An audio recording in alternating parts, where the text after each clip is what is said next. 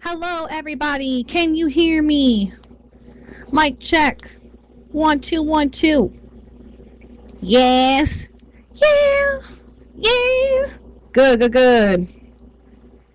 Just making sure. Won't want y'all to be here this whole time. Like, when does the story start? What? And be like, oh no, I didn't know. Let me know. I'm Miss Red, and it's lovely to be here and meet you guys here at Storyville. Some of you I recognize either from camp, hi, or other events around the grid. If you don't know me, I read stories for Kiwi and Lime Storytime, and I read all over the grid, like everywhere. Camps, nuggets, care, everywhere. My own blog, because usually I am a frog, but I'm in disguise today as a human, so you never know. Haha. uh, and today, how can I be a frog? You know, that's a brilliant question, Monet. That's a fantastic question. I don't know. Magic. Something happened. It was around Halloween. I don't know. I drank something. It was like a soda. Maybe it wasn't a soda. I wasn't sure. I started to float into the air. Boof. I turned into a frog. Sometimes I can turn back. It just varies. It's very strange. I don't know. I know, right? And when I was a frog, right? Hear me out. I had a bog. I still have the bog. So it's like the space for frogs. You love frogs, Willow? Oh, that's good. Some kids don't like them. Some kids think I'm a lizard. That's interesting. I guess it's too hard being green. You know, Hawk struggles with it. I struggle with it. It's a thing. But yeah, we're here today to read some Christmas story. You know the feeling. I know you know the feeling. You and your mama. You want to be a dinosaur? You could be. You can be anything you want to be, all right? Anything you want. We are going to read a couple Christmas stories, and then I think we got other activities planned. There's gifts in the back. They fit Genus and Leluca Evo X, so if you have those, I recommend you get your little gifties. And let's see what else. Oh, there might be musical chairs. I haven't played musical chairs in a very long time, so I'm ready to see which one of us can be real good at musical chairs, stopping and going. Let me see what else we got. So much. There's tic-tac-toe. There's what is comma on right now? I don't even know. A seesaw, whatever that is. Swing set. Thank you. Do I know? Yes, Jane. They are doing the Polar Express event. I actually went and checked it out. It is very, very cool. I highly recommend. You can get to it from their sim. It'll just take you wherever that goes. Yes. Hello. Welcome in. Our first story we have today is Rudolph the Red-Nosed Reindeer. Has anybody not heard this story? Anybody not familiar with Rudolph? I don't know. I feel like we all know. Welcome in, welcome in. You love him. You love him too? Oh, good. That's good. I picked a good one then. Yes.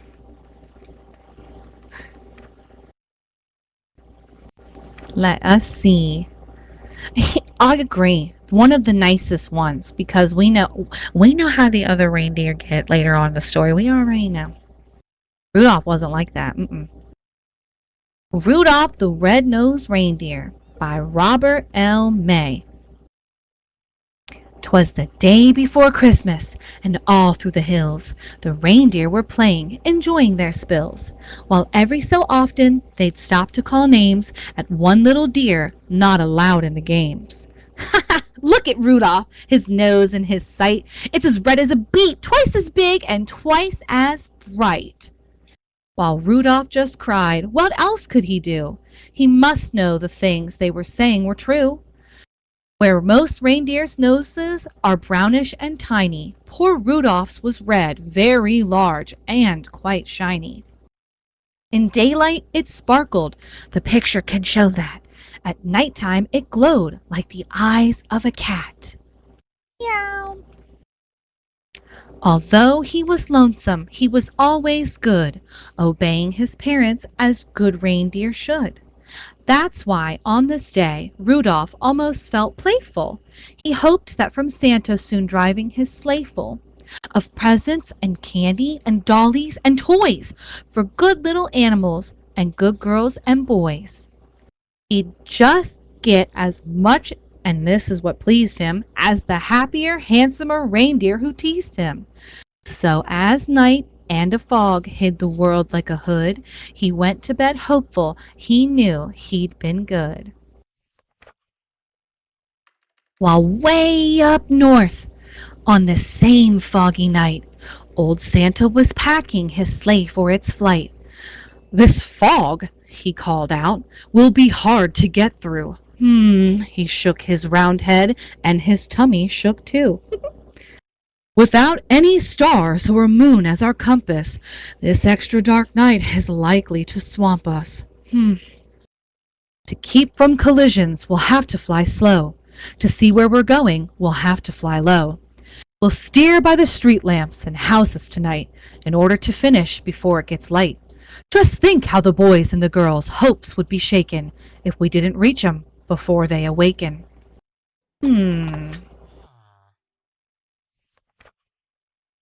Come Dasher, come Dancer, come Prancer and Vixen, come Comet, come Cupid, come Donner and Blitzen. Be quick with your suppers, get hitched in a hurry. You too will find fog a delay and a worry. And Santa was right, as he usually is. The fog was as thick as the soda's white fizz. He tangled in treetops again and again, and barely missed hitting a huge speeding plane. Just not getting lost needed all Santa's skill, with street signs and numbers more difficult still. He still made good speed, with much twisting and turning, as long as the street lamps and house lights were burning. At each house, first checking what people might live there, he'd quickly pick out the right presents to give there. "But lights will be out after midnight," he said, "for even most parents have then gone to bed." Because it might wake them, and match was denied him. Oh my, how he wished for just one star to guide him.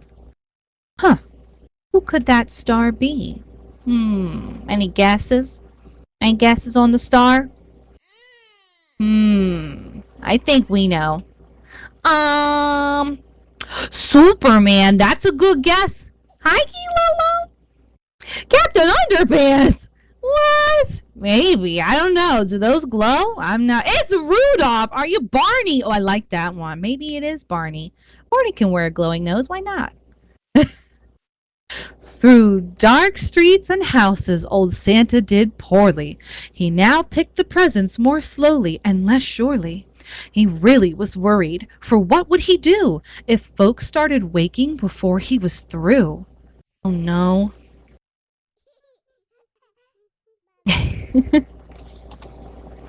The night was still foggy and not at all clear when Santa arrived at the home of the deer.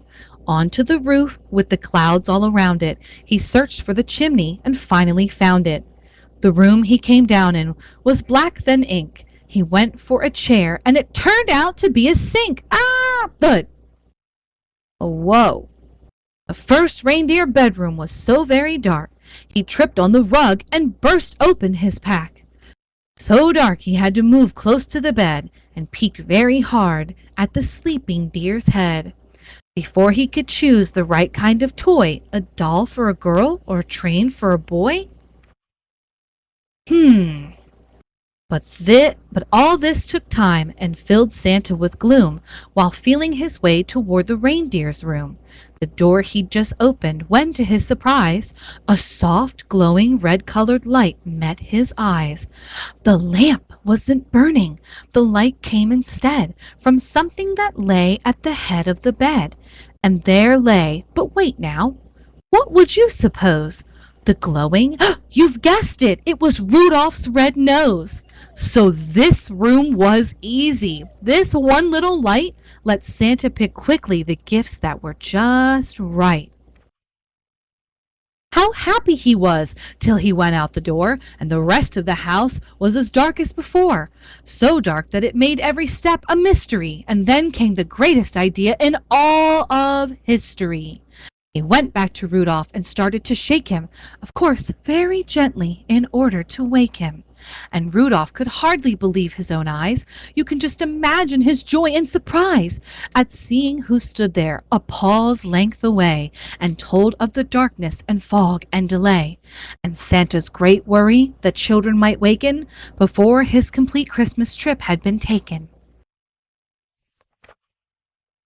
"And you," he told Rudolph, "may yet save the day. Your bright shining nose, sun, it can show us the way. I need you, young fellow, to help me tonight, to lead all my dear on to the rest of our flight." And Rudolph broke out into such a big grin and almost connected his ears to his chin. He scribbled a note down for his folks in a hurry. "I've gone to help Santa," he wrote. "Do not worry." Said Santa, "Meet me in my sleigh on the lawn." You'd stick in the chimney, and flash, he was gone. So Rudolph pranced, doop, out through the door. It was very gay, and took his proud place at the head of the sleigh. Yay! The rest of the night, well, what would you guess? Old Santa's idea was a brilliant success, and brilliant was almost no word for the way that Rudolph directed the deer and the sleigh. In spite of the fog, they flew quickly and low, and made such good use of the wonderful glow that shone out from Rudolph at each intersection, that not even once did they lose their direction. At all of the houses and streets with a sign on 'em, the sleigh flew real low so Rudolph could shine on 'em. To tell who lived there and just what to give whom, they'd stop by each window and peek in the room. Old Santa knew always which children were good and minded their parents and ate as they should. So Santa would pick out the gift that was right, with Rudolph close by making just enough light. It all went so fast that before it was day, the very last present was given away. The very last stocking was filled to the top, just as the sun was preparing to pop. Yes, pop! The sun woke the reindeer in Rudolph's hometown. They found the short message that he'd written down. They gathered outside to await his return, and were they surprised and excited to learn that Rudolph, the ugliest deer of them all, Rudolph the red-nosed, bashful and small, the funny-faced fellow they always called names and practically never allowed in their reindeer games, was now to be envied by all far and near, for no greater honor can come to a deer than riding with Santa and guiding his sleigh, the number one job on the number one day. The sleigh and its reindeer soon came into view, and Rudolph still led them as downward they flew. Oh my! Was he proud as they came to a landing, right where his handsomer playmates were standing. Oh, the same deer who used to do nothing but tease him would now have done anything only to please him. They felt even sorrier they had been bad when Santa said, "Rudolph, I have never had a deer quite so brave or so brilliant as you at fighting the fog and steering me through. But you last night's journey was actually bossed without you. I'm certain we'd have all been lost. I hope you'll continue to keep us from grief on future dark trips as Commander-in-Chief." While Rudolph just blushed from his head to his toes, till all of his fur was as red as his nose. Ah!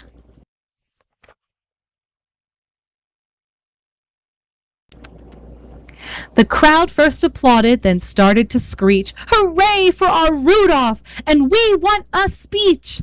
But Rudolph, still bashful, despite being a hero, was tired.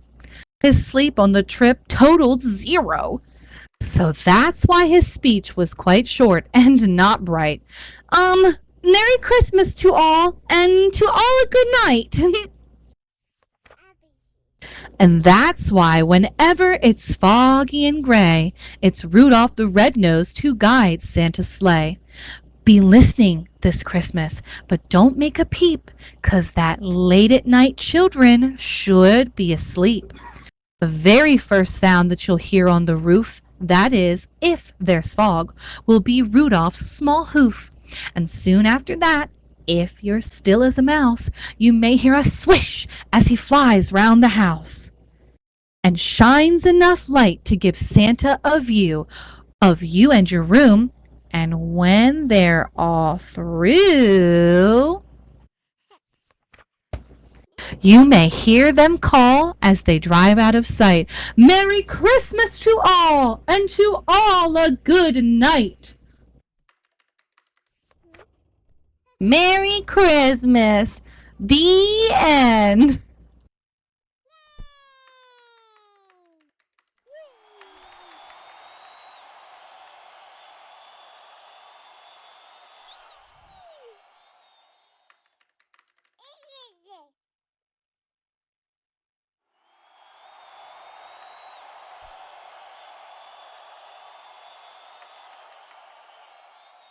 You loved it? Oh, good, me too. Oh, thank you, Cadis. You're so sweet.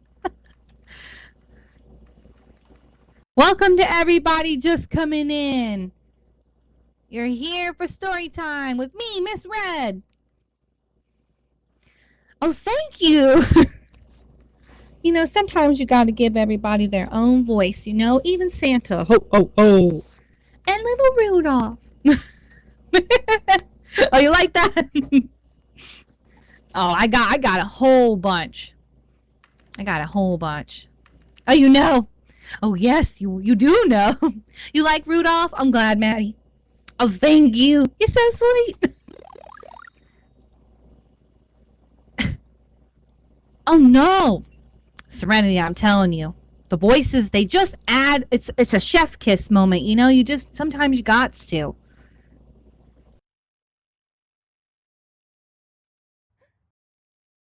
I think so. I think they make it. We got one more story coming up, and then I think we got some cool games. Cool games. And if you're just coming in, don't forget we got some gifts in the back on either side of the Christmas tree. They're hanging in a nice little stockings. I don't know who did it, but after the book we just read, I could say possibly Santa and his reindeer sleigh. You know, it's just a thought. It's just a query. But don't forget to peek in and see what you get in your little stocking back there. And the next story we have is Once Upon a Northpole Christmas by Noel Manning. You got your goodies? Oh, good. I'm glad. I got some goodies, too. I peeked in them earlier.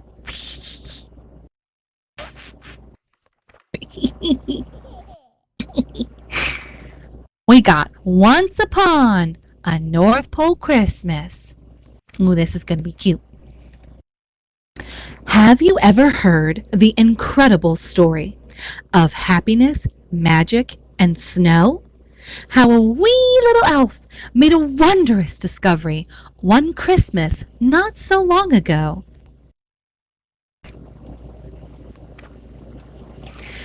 The elves had all gathered outside in the square. They'd noticed that something was wrong. It soon would be Christmas, and every elf knew that snow should be coming down strong. What was the matter? They started to wonder. Was snow barely falling at all? They knew this could turn out to be a disaster, the worst they could ever recall. Because snow is the magic that powers North Pole. Each delicate flake gets its start as a sparkle that forms and invisibly rises from happiness felt in the heart. In the heart. Then each spark of happiness rises up high to put on a beautiful show. They shimmer, they shine as the great northern lights before they start even falling as snow.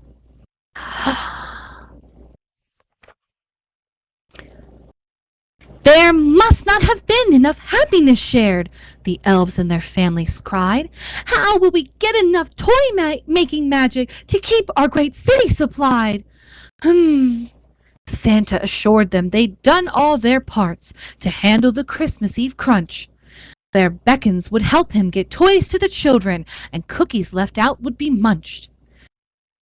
Every little bit counts, he reminded them as he patted his little elf's head. Even the smallest of snowflakes can roll into one giant snowball, he did say. The wee little elf scurried off to the forest as quiet and quick as could be. He hurried to check the glimmering globes that hung from each glistening tree. Each globe is a magical window of sorts for those of us here in the North Pole to see all the families preparing for Christmas, a wonderful sight to behold. Ooh.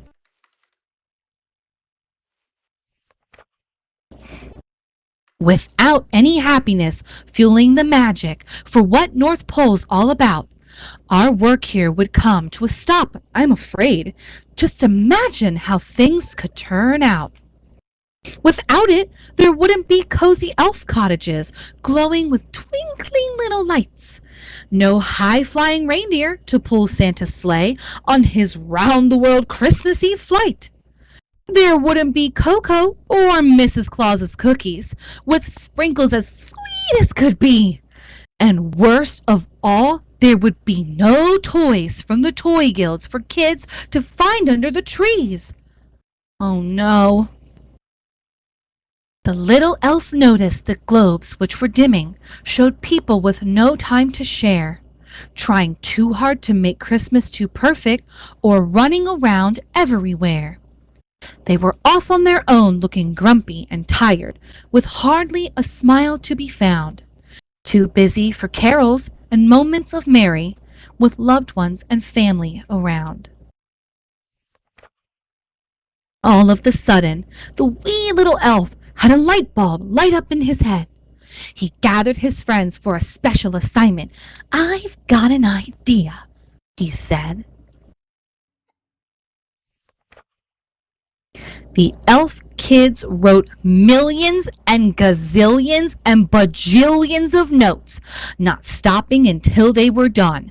The notes all flew down in a magical swirl with the name of a child on each one. A bajillion. Yeah, it is. For sure. For sure. At that point, that's a good question. They might not. Let's see, we see some kids getting letters all over the world. One's riding on alpaca back, or is it a llama perhaps? One's riding his bike. One kid's sitting feeding pigeons. One kid's swimming with a little crab friend. And then one's building a snowman. They're all getting these magical letters. Soon it was time to look in on the globes as the Christmas Eve watch party started. With hardly a flurry or flake to be seen, the folks were feeling downhearted. Except for the elf kids, who whispered and giggled while anxiously milling about. They were quietly hoping their plan had succeeded and just couldn't wait to find out. Just then, the wee elf tugged on Santa's red coat. Sir, I think there's a globe you should see." He pointed them all to half-hidden glow on the bottommost branch of a tree. They bent down to look at the heartwarming scene. The elf said, "A family's the cause. They're reading a story, and look, they're so happy," which started a round of applause. Let's hear it. Let's hear your applause. You got any claps? Let's hear that.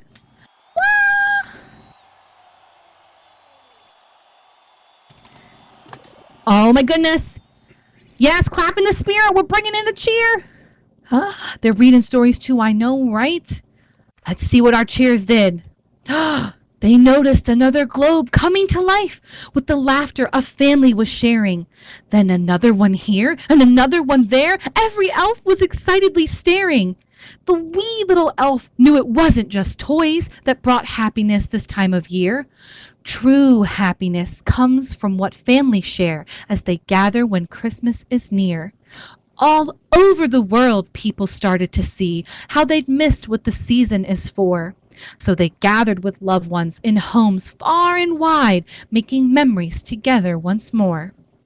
The children had all brought their loved ones together. Those zillions bajillions of notes did the trick. Soon snow started falling and falling and falling, all fluffy and puffy and thick. Carefully taking one globe in her hand, with a wee little elf by her side, Mrs. Santa Claus carried it all through the forest, showing the others with pride. "Here is the globe that burns brightest," she said, as she held it as light as a feather. "It glows with the happiness families share, as long as they are spending time together." "What did I tell you? We're back up and running," said Santa Claus, bending down low.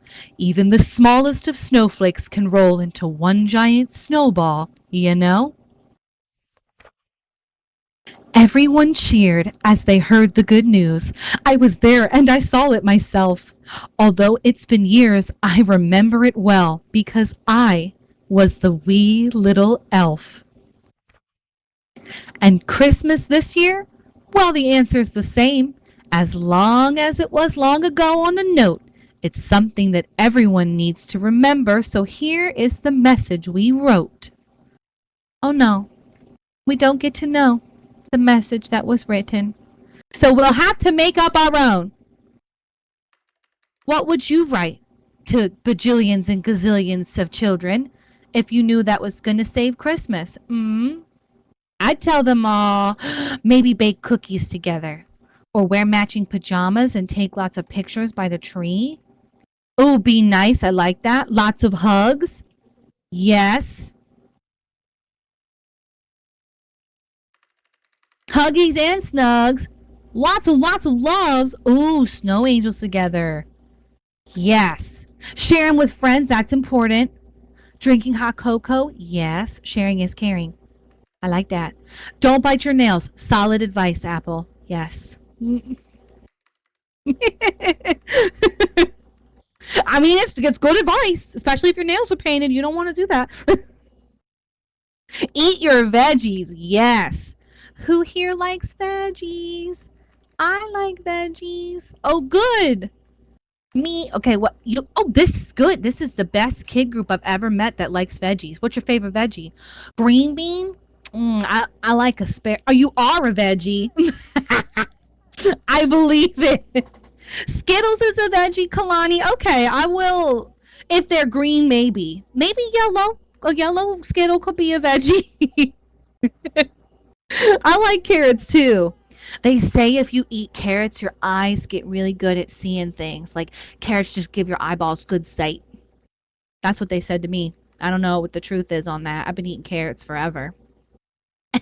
And I have glasses. So, maybe broccoli? Broccoli is also, I agree. I also like asparagus. Asparagus is what I call it. It's good. It's okay. Put that with some garlic and some butter. Saute it in a pan. You like Oreos? I don't know if that's a veggie, but it could be in Santa Land. And so, the elves did need some pepin'. They could eat some Oreos. You call them dirt sticks. You gotta wash it first. You can't just pluck them out of the ground and eat them. Nanners. I think our letter to all the bajillions and gazillions of kids is going to be a really good one. It's solid. Don't bite nails. Eat your veggies. Snow structures and angels are important. And lots of candy. Oh, yes. Don't do that neither. And hugs and love. Oh, yes. You guys are learning so much at your young ages. Oh, boys have cooties. I'm going to write that one down. Milk. You're teaching your baby well. Hey, that's right, except your Bubby and your daddy. That's right. Oh my goodness. Well, that ends our story for now. Can you believe it? I can't believe it. But that's okay because we have other fun games. Don't we have musical chairs? I'm excited to play some musical chairs. I'm ready, spaghetti. Who's ready for spaghetti? I mean, no, we don't have spaghetti. I'm sorry. Cancel that. Okay, yes, so. Ooh, Candyland. Oh, oh no, not the elves. We like the elves. Put on your little game shoes.